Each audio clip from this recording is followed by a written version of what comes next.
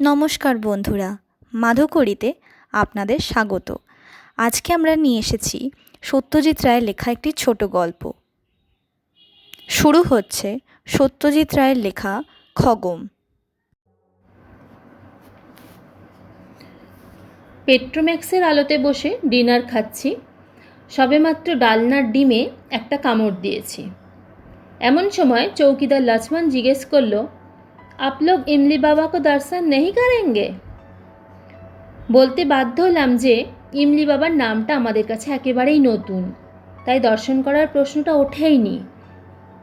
লক্ষ্মণ বলল, জঙ্গল বিভাগের যে জিপটা আমাদের জন্য মোতায়েন হয়েছে তার ড্রাইভারকে বললেই সে আমাদের বাবার ডেরায় নিয়ে যাবে। জঙ্গলের ভিতরেই তার কুটির, ভারী মনোরম পরিবেশ, সাধু হিসেবেও নাকি খুব উঁচু স্তরের। ভারতবর্ষের নানান জায়গা থেকে গণ্যমান্য লোকেরা এসে তাকে দেখে যায় ইত্যাদি ইত্যাদি। এছাড়া আজ যে ব্যাপারটা শুনে আরও কৌতূহল হলো সেটা হলো এই যে বাবার নাকি একটা পোষা কেউটে আছে। সেটা বাবার কুটিরের কাছে একটা গর্তে থাকে, আর রোজ সন্ধেবেলা গর্ত থেকে বেরিয়ে বাবার কাছে এসে ছাগলের দুধ খায়। ধূর্যটিবাবু সব শুনে টুনে মন্তব্য করলেন যে দেশটা বুজরুকিতে ছেয়ে যাচ্ছে, বিশেষ করে ভণ্ড সাধু সন্ন্যাসী সংখ্যা দিন দিন বিপজ্জনকভাবে বেড়ে চলেছে। পশ্চিমে যতই বিজ্ঞানের প্রভাব বাড়ছে, আমাদের দেশটা নাকি ততই আবার নতুন করে কুসংস্কারের অন্ধকারের দিকে এগোচ্ছে। হোপলেস ব্যাপার মশাই, ভাবলে মাথায় রক্ত উঠে যায়। কথাটা বলে ধৈর্যটিবাবু হাত থেকে কাঁটা চামচ নামিয়ে পাশ থেকে ফ্লাই ফ্ল্যাপ বা মক্ষিকা মারণ দণ্ডটা তুলে নিয়ে টেবিলের উপর এক অব্যর্থ চাপড়ে একটা মশা মেরে ফেললেন। ভদ্রলোকের বয়স 45 থেকে 50-এর মধ্যে, বেঁটে রোগা ফর্সা, চোখা চোখা চেহারা, চোখ দুটো রীতিমতো কটা। আমার সঙ্গে আলাপ এই ভরতপুরে এসে। আমি এসেছি আগ্রা হয়ে, যাব জয়পুরে মেজদার কাছে 2 হপ্তার ছুটি কাটাতে। এখানে এসে ডাক বাংলোয় বা ট্যুরিস্ট লজে জায়গা না পেয়ে শেষটায় অনেক কাঠখড় পুড়িয়ে শহরের বাইরে এই ফরেস্ট রেস্ট হাউসে উঠেছি। তাতে অবশ্য আক্ষেপের কিছু নেই, কারণ জঙ্গলে ঘেরা রেস্ট হাউসে থাকার মধ্যে বেশ একটা রোমাঞ্চকর আরাম আছে। ধৈর্যটিবাবু আমার একদিন আগে এসেছেন। কেন এসেছেন তা এখনও খুলে বলেননি, যদিও নিছক বেড়ানো ছাড়া আর কোনো কারণ থাকতে হবে এমন কোনো কথা নেই। আমরা দুজনে একই জিপে কিছু ঘোরাফেরা করছি। কাল এখান থেকে 22 মাইল পূবে দিক বলে একটা জায়গায় গিয়েছিলাম, সেখানকার কেল্লা আর প্রাসাদ দেখতে। ভরতপুরের কেল্লাও আজ সকালে দেখা হয়ে গিয়েছে, আর বিকেলে গিয়েছিলাম কেওলা দেওয়ের ঝিলে পাখির আস্তানা দেখতে। সে এক অদ্ভুত ব্যাপার। 7 মাইলের উপর লম্বা ঝিল, তার মাঝে মাঝে ছোট ছোট দ্বীপের মতো ডাঙা মাথা উঁচিয়ে রয়েছে, আর সেই ডাঙার প্রত্যেকটিতে রাজ্যের পাখি এসে জড়ো হয়েছে। তার অর্ধেকের বেশি আমি কোনো কালে চোখেই দেখিনি। আমি অবাক হয়ে পাখি দেখছি, আর ধৈর্যটিবাবু ক্ষণে ক্ষণে গজগজ করে উঠছেন, আর হাত দুটোকে অস্থিরভাবে এদিকে ওদিকে নাড়িয়ে মুখের আশপাশ থেকে উনকি সরাবার চেষ্টা করছেন। উনকি হলো একরকম ছোট্ট পোকা, ঝাঁকে ঝাঁকে এসে মাথার চারপাশে ঘোরে আর নাকে মুখে বসে। তবে পোকাগুলো এতই ছোট যে তাদের অনায়াসে অগ্রাহ্য করে থাকা যায়। কিন্তু ধৈর্যটিবাবু দেখলাম বারবার বিরক্ত হয়ে উঠছেন। এত অধৈর্য হলে কি চলে?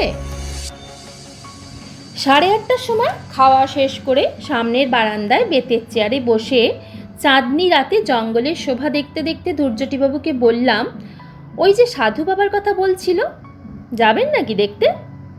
ধৈর্যটিবাবু তার হাতে সিগারেটটা একটা ইউক্যালিপটাস গাছের গুঁড়ির দিকে তাক করে ছুঁড়ে ফেলে বললেন, কেউটে পোষ মানে না, মানতে পারে না। সাপ সম্বন্ধে আমার যথেষ্ট জ্ঞান আছে। ছেলেবেলায় জলপাইগুড়িতে থাকতাম, নিজে হাতে অজস্র সাপ মেরেছি। কেউটে হচ্ছে বিভৎস শয়তান সাপ, পোষ মানানো অসম্ভব। কাজেই সাধু বাবার খবরটা কতটা সত্যি সে বিষয়ে যথেষ্ট সন্দেহ আছে। আমি বললাম, কাল তো বিকেলে এমনিতে কোনো প্রোগ্রাম নেই, সকালে বায়ানের কেল্লা দেখে আসার পর থেকেই তো ফ্রি। আপনার বুঝি সাধু সন্ন্যাসীদের ওপর খুব ভক্তি? প্রশ্নটার পিছনে বেশ একটা খোঁচা রয়েছে সেটা বুঝতে পারলাম, কিন্তু আমি জবাবটা দিলাম খুব সরলভাবেই। ভক্তির কথা আর আসছে কি করে, কারণ সাধু সংসর্গের তো কোনো সুযোগই হয়নি এখনো পর্যন্ত। তবে কৌতূহল যে আছে সেটা অস্বীকার করব না, আমারও ছিল এককালে, কিন্তু একটা অভিজ্ঞতার পর থেকে আর। অভিজ্ঞতাটা হলো ধূর্যটিবাবুর নাকি ব্লাড প্রেশারের ব্যারাম।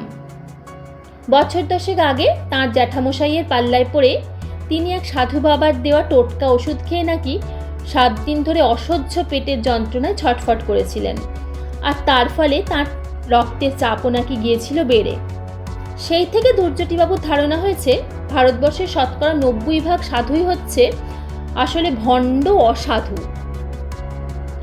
ভদ্রলোকের বাবা বিদ্বেষটা বেশ মজার লাগছিল, তাই তাকে খানিকটা উস্কানোর জন্যই বললাম, কেউটের পোষ মানার কথা যে বলছেন, আমি আপনি পোষ মানাতে পারবো না নিশ্চয়ই, কিন্তু হিমালয়ের কোনো কোনো সাধু তো শুনেছি একেবারে বাঘের গুহায় বাঘের সঙ্গে একসঙ্গে বসবাস করে।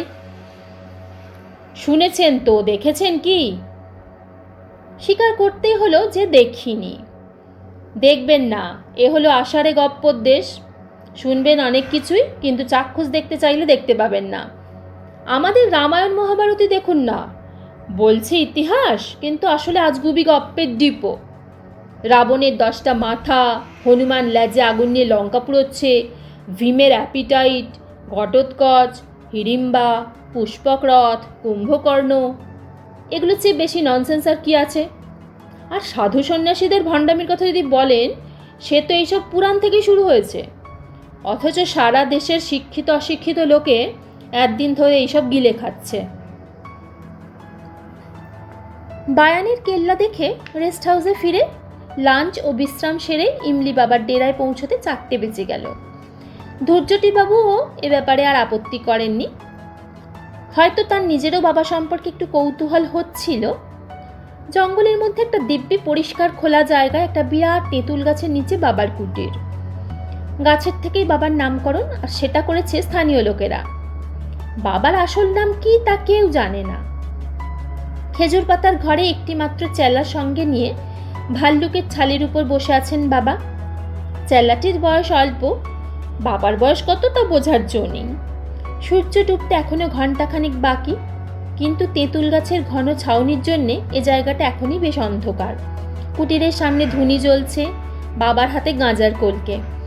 ধুনির আলোতেই দেখলাম কুটিরের একপাশে একটা দড়ি টাঙানো, তাতে একটা গামছা আর একটা কৌপিন ছাড়া ঝোলানো রয়েছে গোটা 10 সাপের খোলস।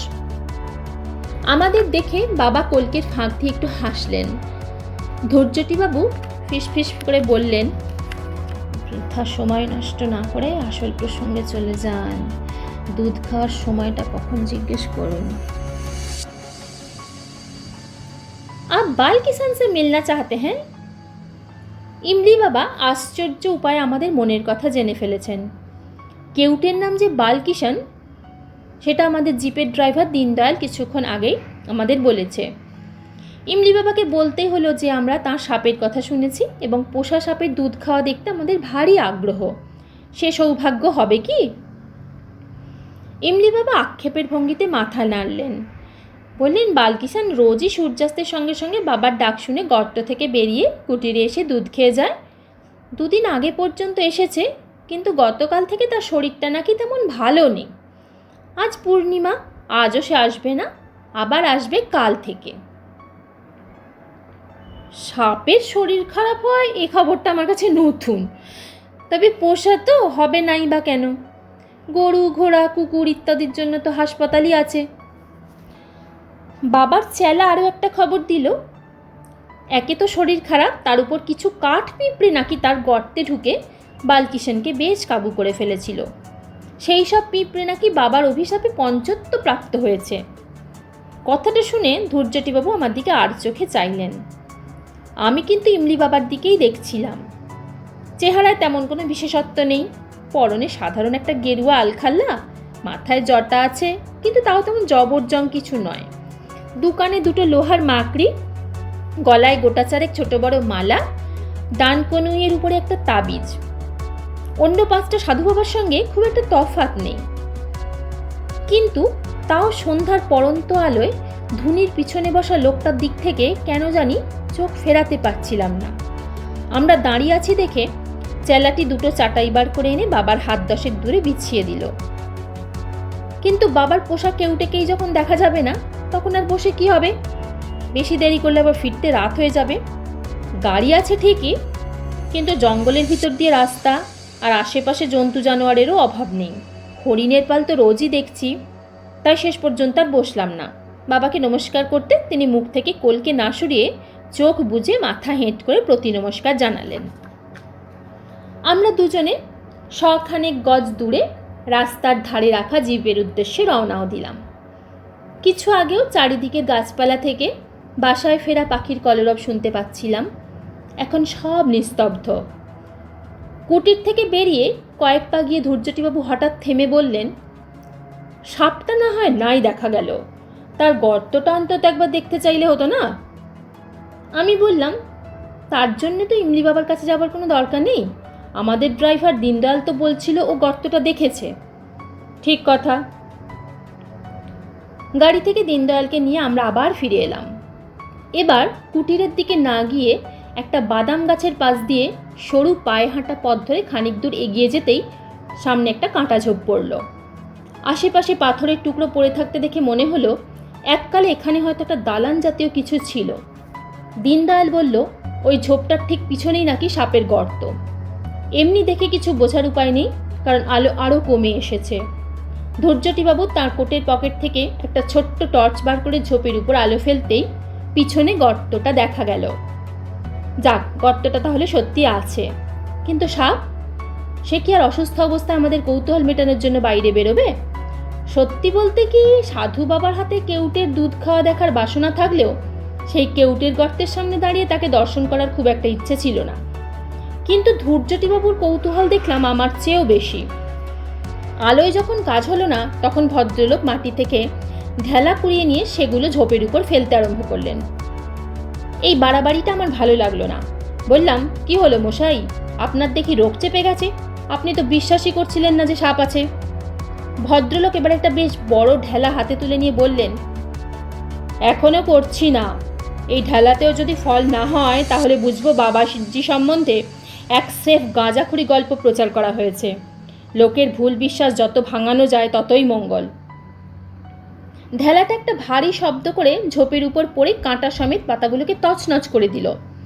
ধৈর্যটিবাবু টর্চটা ধরে আছেন গর্তের উপর। কয়েক মুহূর্ত সব চুপ।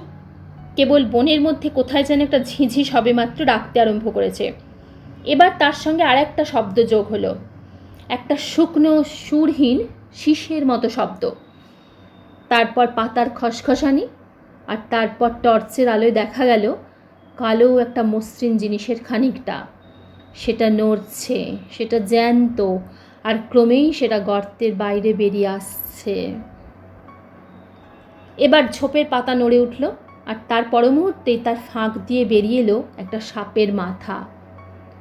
টর্চের আলোয় দেখলাম কেউটের জলজলে চোখ, আর তার দুভাগে চেরা জিভ, যেটা বারবার মুখ থেকে বেরিয়ে এসে লিকলিক করে আবার সুরুত করে ভিতরে ঢুকে যাচ্ছে। দীনদয়াল কিছুক্ষণ থেকেই জিপে ফিরে যাবার জন্য তাগাদা করছিল। এবার ধরা গলায় অনুনয় সুরে বলল, छोड़ दीजिए बाबू, আর তো দেখ লি আপ, ওয়াপাস চালিয়ে। টর্চের আলোর জন্যই বোধ হয় বালকিষাণ এখনও মাথাটা বার করে আমাদের দিকে চেয়ে আছে, আর মাঝে মাঝে জিভ বার করছে। আমি সাপ দেখেছি অনেক, কিন্তু এত কাছ থেকে এভাবে কালকেউটে কখনো দেখিনি। আর কেউটে আক্রমণের চেষ্টা না করে চুপচাপ চেয়ে রয়েছে, এরকমও তো কখনো দেখিনি। হঠাৎ টর্চের আলোটা কেঁপে উঠে সাপের উপর থেকে সরে গেল। তারপর যে কাণ্ডটা ঘটল সেটার জন্য আমি একেবারেই প্রস্তুত ছিলাম না। ধৈর্যটিবাবু হঠাৎ একটা পাথরের টুকরো তুলে নিয়ে চোখের নিমেষে সেটা বালকিষাণের মাথা তাক করে ছুঁড়লেন। আর তারপরেই পরপর আরও দুটো। একটা বিশ্রী আশঙ্কায় দিশেহারা হয়ে আমি বলে উঠলাম, আপনি এটা কি করলেন ধৈর্যটিবাবু? ভদ্রলোক আমার পাশে দাঁড়িয়ে হাঁপাতে হাঁপাতে চাপা গলায় বেশ উল্লাসের সঙ্গেই বললেন, ওয়ান কেউটে লেস। দীনদয়াল হাঁ করে বিস্ফারিত চোখে ঝোপটার দিকে চেয়ে আছে। দুর্জটিবাবুর হাত থেকে টর্চটা নিয়ে আমি এবার গর্তের উপর আলো ফেললাম। বালকিশনের অসাড় দেহটা খানিকটা অংশ দেখা যাচ্ছে। ঝোপের পাতায় লেগে রয়েছে সাপের মাথা থেকে ছিটকিয়ে বেরোনো খানিকটা রক্ত।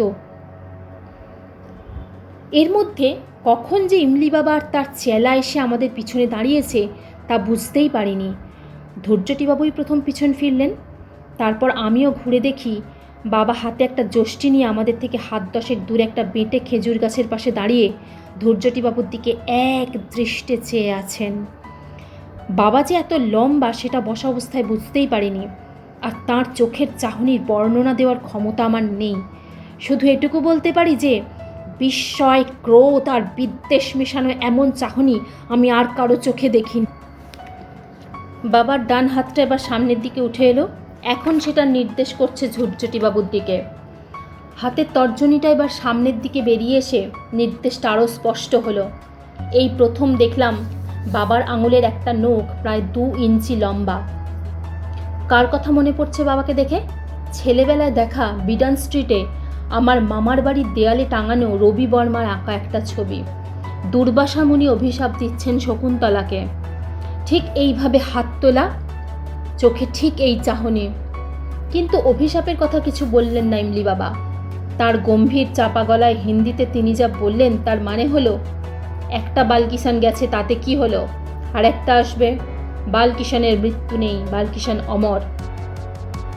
ধৈর্যটিবাবু তার ধুলো মাখা হাত রুমালে মুছে আমার দিকে ফিরে বললেন, চলুন। বাবার চেলা এসে গর্তের মুখ থেকে কেউটের মৃতদেহটা বার করে নিল, বোধহয় তার সৎকারের ব্যবস্থার জন্য। সাপের দৈর্ঘ্য দেখে আমার মুখ থেকে আপনা থেকেই একটা বিস্ময়সূচক শব্দ বেরিয়ে পড়ল। কেউটে যে এত লম্বা হতে পারে তা আমার ধারণাই ছিল না। ইমলি বাবা ধীরে ধীরে তার কুটিরের দিকে চলে গেলেন। আমরা 3 জন গিয়ে জিপে উঠলাম। রেস্ট হাউসে ফেরার পথে ধৈর্যটিবাবুকে গুম হয়ে বসে থাকতে দেখে তাকে একটা কথা না বলে পারলাম না। বললাম, সাপটা যখন লোকটার পোষা আর আপনার কোনো অনিষ্টও করছিল না, তখন ওটাকে মারতে গেলেন কেন? ভেবেছিলাম ভদ্রলোক বুঝি সাপ আর সাধুদের আরও কিছু করার কথা শুনিয়ে নিজের কুকীর্তি সমর্থন করার চেষ্টা করবেন, কিন্তু তিনি সেসব কিছুই না করে উল্টে আমাকে একটা সম্পূর্ণ অবাস্তব প্রশ্ন করে বসলেন। খগম কে বলুন তো মশাই? খগম? খগম নামটা আবছা আবছা চেনা চেনা মনে হচ্ছে, কিন্তু কোথায় শুনেছি বা পড়েছি মনে পড়ল না। ধৈর্যটিবাবু আরও বার দুয়েক আপন মনে খগম খগম করে শেষটায় চুপ করে গেলেন।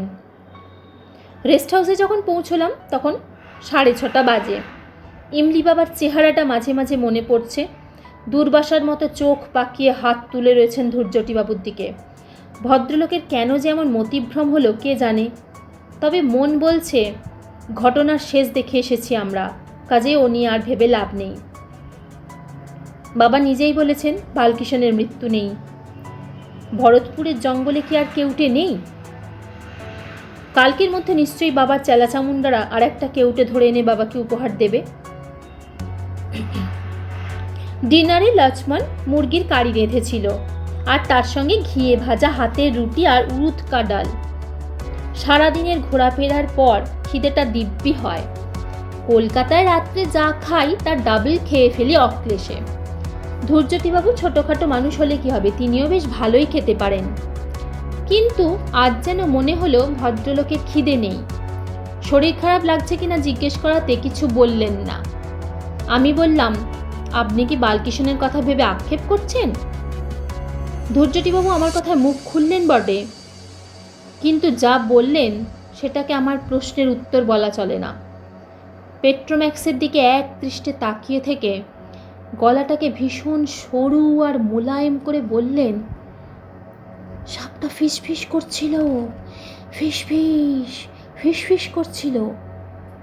আমি হেসে বললাম, ফিসফিস না, ফোঁস ফোঁস। ধৈর্যটিবাবু আলোর দিক থেকে চোখ না সরিয়ে মাথা নেড়ে বললেন, না, ফিসফিস। সাপের ভাষা, সাপের শীষ, ফিসফিস ফিসফিস।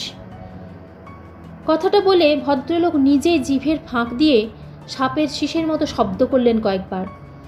তারপর আবার ছড়া কাটার ভঙ্গিতে মাথা নেড়ে বললেন, সাপের ভাষা, সাপের শীষ, ফিস ফিস ফিস ফিস, বালকিষাণের বিষম বিষ, ফিস ফিস ফিস ফিস। এটা কি ছাগলের দুধ? শেষ কথাটা বেশি ছড়ার অংশ নয়, সেটা হলো সামনের প্লেটে রাখা পুডিংকে উদ্দেশ্য করে। লক্ষ্মণ শুধু দুধটা বুঝে, ছাগল টাগল না বুঝে বলল, হ্যাঁ বাবু, দুধ হ্যায় আর আন্ডে ভি হ্যায়। দুধ আর ডিম দিয়ে যে পুডিং হয় সে কে না জানে। ধৈর্যটিবাবু লোকটা স্বভাবত একটু খামখেয়ালি ও ছিটগ্রস্ত, কিন্তু ওর আজকের হাবভাবটা একটু বাড়াবাড়ি বলে মনে হচ্ছিল। তিনি নিজেই হয়তো সেটা বুঝতে পেরে যেন জোর করে নিজেকে সামলে নিয়ে বললেন, বড় বেশি রোদে ঘোরাফেরা হয়েছে কদিন, তাই বোধহয় মাথাটা, কাল থেকে একটু সাবধান হতে হবে। আজ শীতটা বেশ জাঁকিয়ে পড়েছে, তাই খাবার পরে আর বাইরে না বসে ঘরে গিয়ে আমরা সুটকেস গোছাতে লাগলাম। কাল সন্ধ্যার ট্রেনে ভরতপুর ছাড়ব। মাঝরাত্রিরে সওয়াই মাধোপুরে চেঞ্জ, ভোর 5টায় জয়পুর পৌঁছানো। অন্তত এটাই ছিল আমার প্ল্যান, কিন্তু সে প্ল্যান ভেস্তে গেল। মেজদাকে টেলিগ্রাম করে জানিয়ে দিতে হলো যে অনিবার্য কারণে যাওয়া একদিন পিছিয়ে যাচ্ছে। কেন এমন হলো সেটাই এখন বলতে চলেছি। ঘটনাগুলো যথাসম্ভব স্পষ্ট ও অবিকলভাবে বলতে চেষ্টা করব। এ ঘটনা যে সকলে বিশ্বাস করবে না সেটা জানি। প্রমাণ যাতে হতে পারত সে জিনিসটা ইমলি বাবার কুটিরের 50 হাত উত্তরে হয়তো এখনও মাটিতে পড়ে আছে। সেটার কথা ভাবলেও আমার গা শিউরে ওঠে। কাজেই সেটা যে প্রমাণ হিসেবে হাতে করে তুলে নিয়ে আসতে পারিনি তাতে আর আশ্চর্য কি। যাকগে, এখন ঘটনায় আসা যাক। সুটকেস গুছিয়ে লণ্ঠনটাকে কমিয়ে ড্রেসিং টেবিলের আড়ালে রেখে রাতের পোশাক পরে বিছানায় উঠতে যাব, এমন সময় পূব দিকের দরজায় টোকা পড়ল। এই দরজার পিছনেই ধৈর্যটিবাবুর ঘর।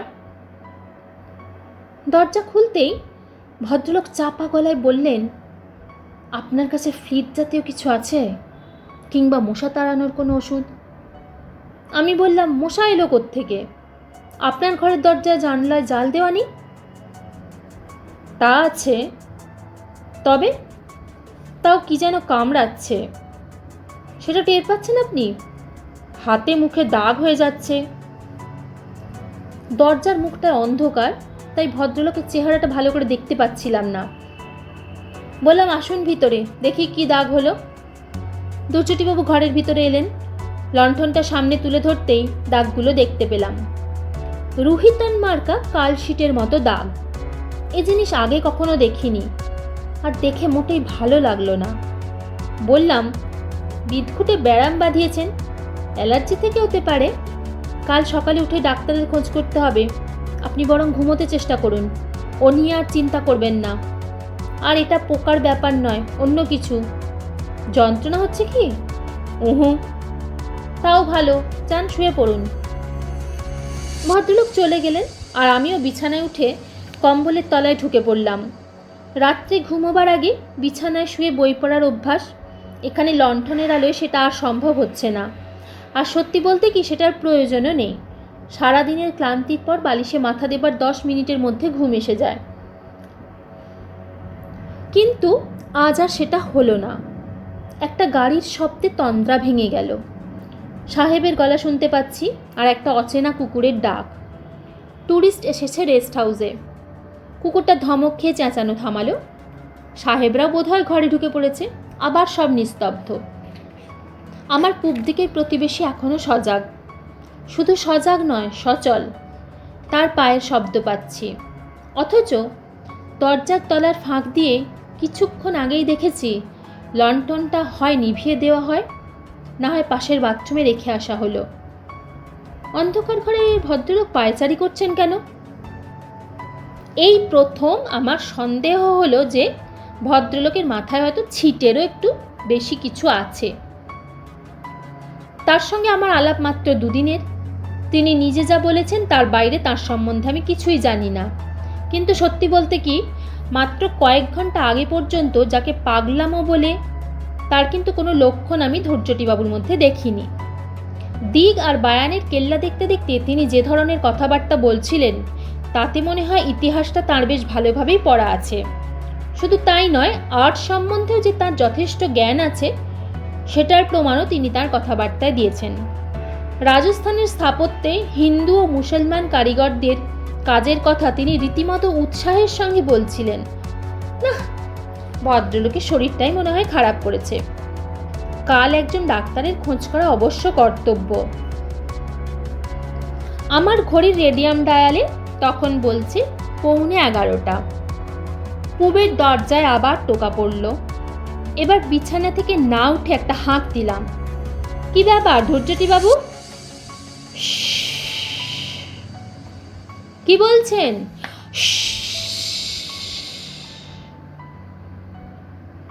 বুঝলাম ভদ্রলোকের কথা আটকে গেছে। এ তো আচ্ছা ফ্যাসাদে পড়া গেল দেখছি। আবার বললাম, কি বলছেন ঠিক করে বলুন। শুনবেন একটু? অগত্যা উঠলাম। দরজা খুলতে ভদ্রলোক এমন একটা ছেলে মানুষের মতো প্রশ্ন করলেন যে আমার বেশ বিরক্তই লাগলো। আচ্ছা, সাপ কি দন্তস্ব? আমি আমার বিরক্তি লুকোনোর কোনো চেষ্টা করলাম না। আপনি এইটা জানবার জন্য এত রাত্রে দরজা ধাক্কালেন? দন্তস্ব? আজ্ঞে হ্যাঁ, সাপ মানে যখন সর্প, স্নেক, তখন দন্তস্বয়। আর তালব্য সাপ? সেটা অন্য সাপ, তার মানে অভিশাপ। হ্যাঁ, অভিশাপ। Thank you. শুয়ে পড়ুন। ভদ্রলোকের অবস্থা দেখে আমার একটু একটু মায়া হচ্ছিল। বললাম, আপনাকে বরং এটা ঘুমের ওষুধ দিই, ও জিনিসটা আছে আমার কাছে, খাবেন? না, শীতকালে এমনিতেই ঘুমোই। শুধু সন্ধ্যায়, সূর্যাস্তের সময়। ভদ্রলোকে বাধা দিয়ে বললাম, আপনার জিভে কিছু হয়েছে নাকি? কথা আটকে যাচ্ছে কেন? আপনার টর্চটা একবার দিন তো। ভদ্রলোকের পিছন পিছন আমিও ওর ঘরে ঢুকলাম। টর্চটা ড্রেসিং টেবিলের উপর রাখা ছিল। সেটা জেলে ভদ্রলোকের মুখের সামনে ধরতেই তিনি হাঁ করে জিভটা বার করে দিলেন। জিভে কিছু যে একটা হয়েছে সে বিষয়ে সন্দেহ নেই। একটা সরু লাল দাগ ডগা থেকে শুরু করে জিভের মাঝখান পর্যন্ত চলে গেছে। এটাতেও কোনো যন্ত্রণা নেই বলছেন? কই না তো। কি যে ব্যারাম বাঁধিয়ে বসেছেন ভদ্রলোক সেটা আমার বোঝার সাধ্য নেই। এবারে ভদ্রলোকের খাটের দিকে চোখ গেল। বিছানার পরিপাটি ভাব দেখে বুঝলাম তিনি এখনো পর্যন্ত খাটে ওঠেননি। বেশ কড়া সুরে বললাম, আপনাকে শুতে দেখে তারপর আমি নিজের ঘরে যাব। আর জোর হাত করে অনুরোধ করছি, আর দরজা ধাক্কাবেন না। কাল ট্রেনে ঘুমাবে না জানি, তাই আজকে রাতটা ঘুমিয়ে নিতে চাই। ভদ্রলোক কিন্তু খাটের দিকে যাবার কোনো রকম আগ্রহ দেখালেন না। লণ্ঠনটা বাথরুমে রাখা হয়েছে, তাই ঘরে প্রায় আলো নেই বললেই চলে। বাইরে পূর্ণিমার চাঁদ উত্তরের জানলা দিয়ে ঘরের মেঝেতে জ্যোৎস্না এসে পড়েছে। তারই প্রতিফলিত আলোতে ধৈর্যটিবাবুকে দেখতে পাচ্ছি। স্লিপিং স্যুট পরে দাঁড়িয়ে আছেন আর মাঝে মাঝে ঠোঁট ফাঁক করে শীষ দেওয়ার মতো শব্দ করছেন। আমি আসবার সময় কম্বলটা গায়ে জড়িয়ে এসেছি, অথচ ধৈর্যটিবাবু দিব্যি গরম টরম কিচ্ছু না পরে দাঁড়িয়ে আছেন। ভদ্রলোক শেষটায় যদি সত্যি একটা গোলমেলে ব্যারাম বাঁধিয়ে বসেন তাহলে তো তাকে ফেলে আমার পক্ষে যাওয়াও মুশকিল হবে। বিদেশে বিভুঁইয়ে একজন বাঙালি বিপদে পড়লে আর একজন তার জন্য কিচ্ছু না করে সরে পড়বে, এ তো হতে পারে না। আর একবার তাকে বিছানায় শুতে বলেও যখন কোনো ফল হলো না, তখন বুঝলাম ওর হাতটা ধরে টেনে নিয়ে জোর করে শুইয়ে দেওয়া ছাড়া আর কোনো রাস্তা নেই। তিনি যদি অবাধ্য শিশু হতে চান, আমাকে তার গুরুজনের ভূমিকা নিতেই হবে। কিন্তু তার হাতটা ধরা মাত্র আমার শরীরে এমন একটা প্রতিক্রিয়া হলো যে আমি চমকে 3 হাত পিছিয়ে গেলাম। ধৈর্যটিবাবুর শরীর বরফের মতো ঠান্ডা। জ্যান্ত মানুষের শরীর এত ঠান্ডা হতে পারে এ আমি কল্পনাই করতে পারিনি। আমার অবস্থা দেখেই বোধ হয় ধৈর্যটিবাবুর ঠোঁটের কোণে একটা হাসির ভাব ফুটে উঠল। তাঁর কটা চোখ দিয়ে তিনি এখন আমার দিকে চেয়ে মিচকি মিচকি হাসছেন। আমি ধরা গলায় বললাম, আপনার কি হয়েছে বলুন তো? ধৈর্যটিবাবু আমার দিক থেকে চোখ সরালেন না, এক দৃষ্টে চেয়ে আছেন প্রায় মিনিট খানেক ধরে। অবাক হয়ে দেখলাম যে একটি বারও তাঁর চোখের পাতা পড়ল না। এরই মধ্যে তাঁর জিভটা বার কয়েক ঠোঁটের ফাঁক দিয়ে বেরোলো। তারপর তিনি ফিসফিস গলায় বললেন, বাবা ডাকছেন, বালকিষান, বালকিষান, বাবা ডাকছেন। তারপর ভদ্রলোকের হাঁটু ভাঁজ হয়ে গেল। তিনি প্রথমে হাঁটু গেড়ে বসলেন, তারপর শরীরটাকে সামনে এগিয়ে দিয়ে মাটিতে উপুড় হয়ে শুয়ে কনুইয়ের উপর ভর করে নিজেকে হেঁচড়ে টেনে নিয়ে খাটের তলায় অন্ধকারে চলে গেলেন। আমি বেশ বুঝতে পারছিলাম যে আমার সমস্ত শরীর ঘামে ভিজে গেছে, হাত পা ঠক ঠক করে কাঁপছে, আমি আর দাঁড়িয়ে থাকতে পারছি না। ভদ্রলোক সম্বন্ধে দুশ্চিন্তা কেটে গিয়ে যেটা অনুভব করছি সেটা অবিশ্বাস আর আতঙ্ক মেশানো একটা অদ্ভুত ভয়াবহ ভাব। নিজের ঘরে ফিরে এলাম। দরজাটা বন্ধ করে খিল লাগিয়ে আপাদ মস্তক কম্বল মুড়ি দিয়ে কিছুক্ষণ শুয়ে থাকার পর কাঁপুনিটা কমলো, চিন্তাটা একটু পরিষ্কার হলো। ব্যাপারটা কোথায় গিয়ে দাঁড়িয়েছে এবং চোখের সামনে যা ঘটতে দেখেছি তা থেকে কী সিদ্ধান্তে পৌঁছানো যায় সেটা একবার ভেবে দেখলাম। আজ বিকেলে আমার সামনে ধৈর্যটিবাবু ইমলি বাবার পোশাকে উঠেকে পাথরের ঘায়ে মেরে ফেললেন। তারপরেই ইমলি বাবা ধৈর্যটিবাবুর দিকে আঙুল দেখিয়ে বললেন, একটা বালকিষান গেছে, তার জায়গায় আর একটা বালকিষান আসবে। সেই দ্বিতীয় বালকিষান কি সাপ না মানুষ, নাকি সাপ হয়ে যাওয়া মানুষ? ধৈর্যটিবাবু সর্বাঙ্গে চাকা চাকা দাগগুলো কি? জীবের দাগটা কি? সেটা কি দুভাগে ভাগ হয়ে যাওয়ার আগের অবস্থা? তার শরীরে তো ঠান্ডা কেন? তিনি খাটে না শুয়ে খাটের তলায় ঢুকলেন কেন? হঠাৎ বিদ্যুতের ঝলকের মতো একটা জিনিস মনে পড়ে গেল, খগম। ধৈর্যটিবাবু জিজ্ঞেস করেছিলেন খগমের কথা। নামটা চেনা চেনা লাগছিল, কিন্তু বুঝতে পারিনি। এখন মনে পড়ে গেছে, ছেলেবেলায় পড়া মহাভারতের একটা গল্প। খগম নামে এক তপস্বী ছিলেন, তার সাপে তার বন্ধু সহস্রপাদ মুনি ঢোড়া সাপ হয়ে যান। খগম, সাপ, সাপ সব মিলে যাচ্ছে, তবে তিনি ছিলেন ঢোড়া। আর ইনি কি? আমার দরজায় আবার কে যেন ধাক্কা দিচ্ছে, উপর দিকে নয়, তলার দিকে, চৌকাঠের ঠিক উপরে। একবার, দুবার, তিনবার। আমি বিছানা থেকে নড়লাম না, দরজা আমি খুলব না, আর না।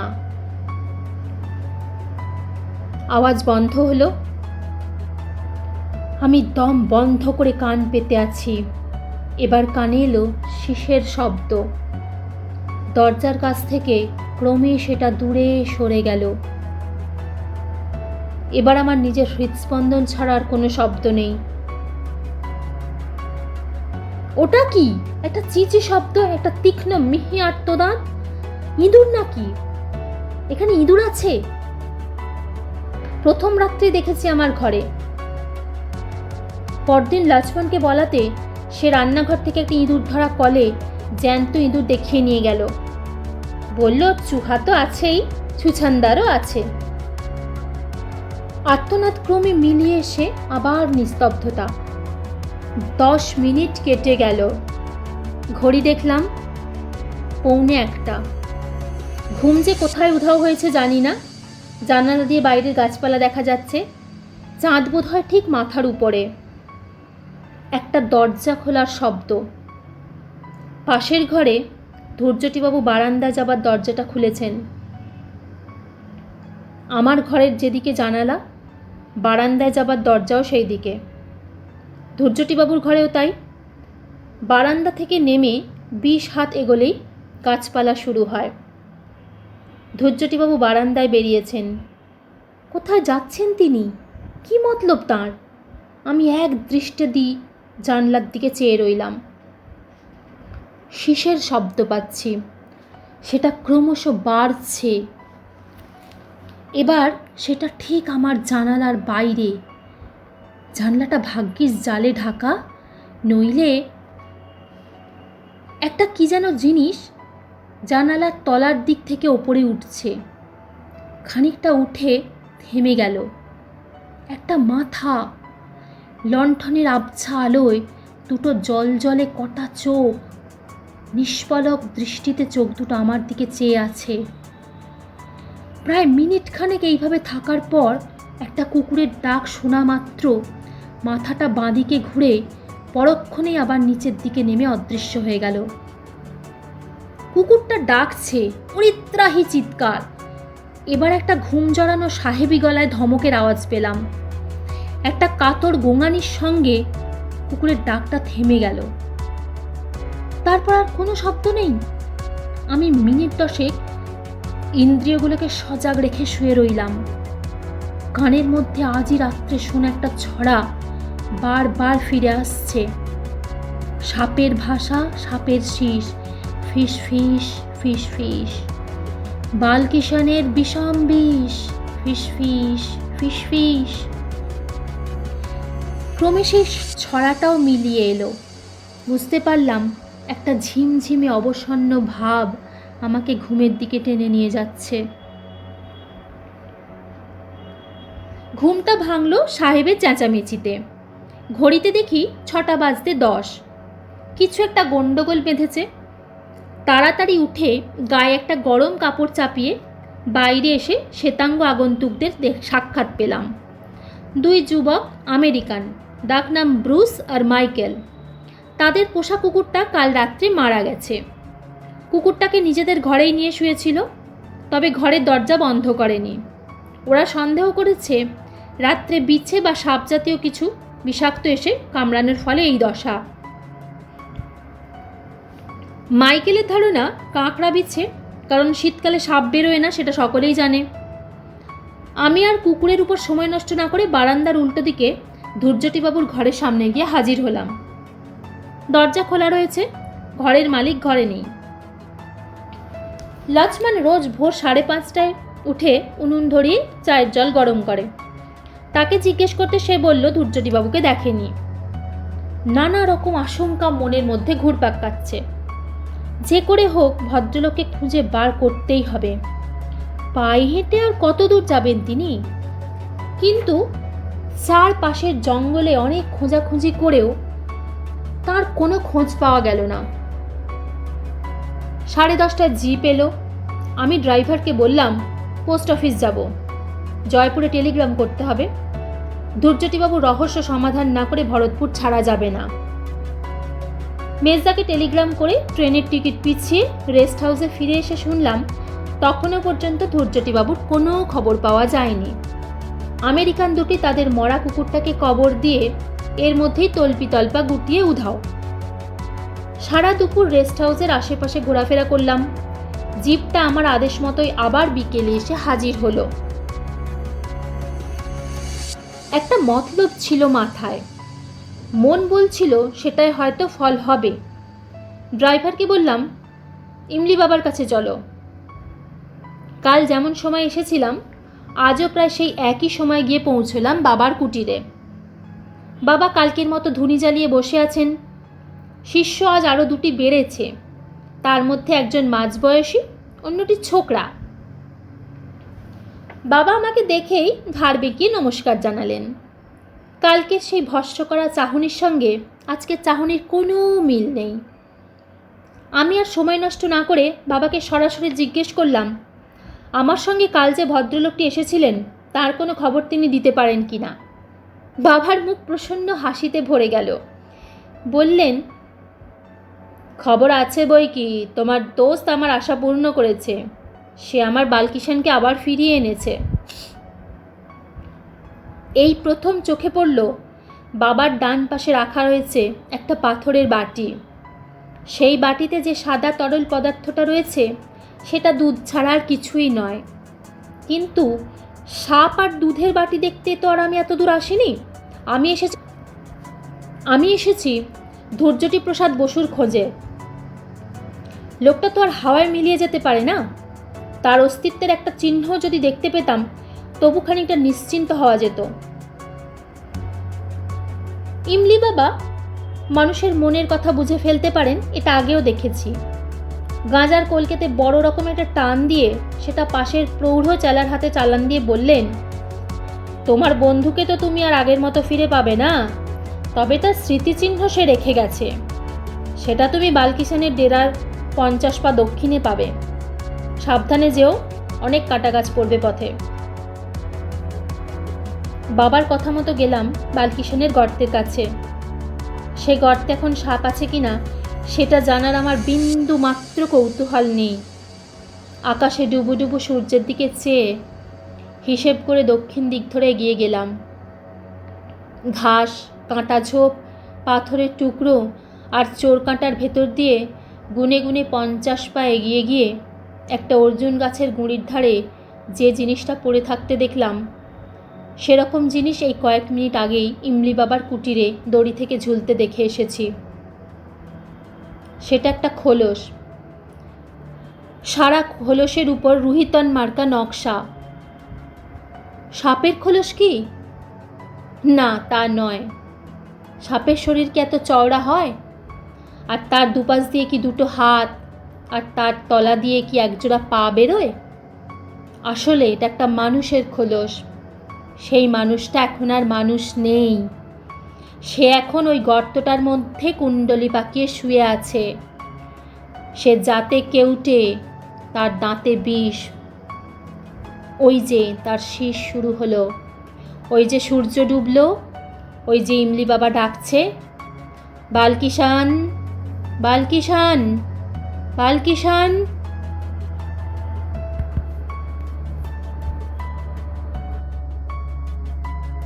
গল্প পাঠে রূপা। শেষ হলো আজকের নিবেদন সত্যজিৎ রায়ের লেখা ছোট গল্প খগম। পরের সপ্তাহে আমরা আসছি আরও একটি চিত্তাকর্ষক গল্প নিয়ে। ধন্যবাদ।